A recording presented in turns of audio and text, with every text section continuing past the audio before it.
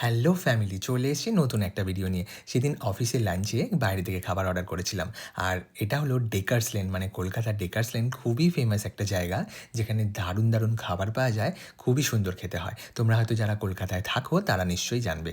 উফ! আলুর দমটা দেখছো কি টেস্টি হয়েছে?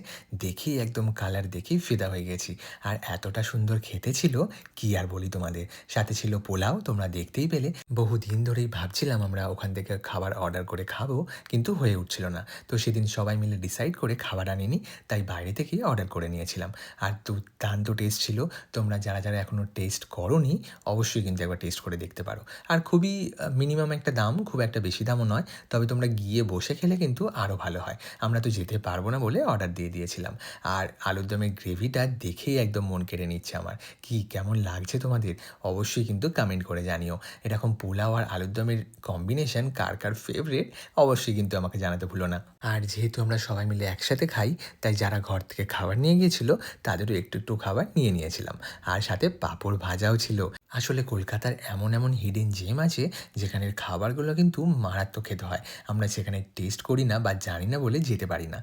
তবে মাঝে, মাঝে যখন খোঁজ পাই আমি চলেই যাই। আর সাথে ছিল আলুর চোখা, এটা অফিসেই হয়েছিল, ওটাও একটু নিয়ে নিয়েছিলাম। আর আলু ভাজাও ছিল পোস্ত দিয়ে, তো সেটাও নিয়ে নিয়েছিলাম। ভালো লাগলে একটা লাইক অ্যান্ড কমেন্ট করো। দেখা হচ্ছে নতুন কোনো ভিডিওতে। And keep smiling.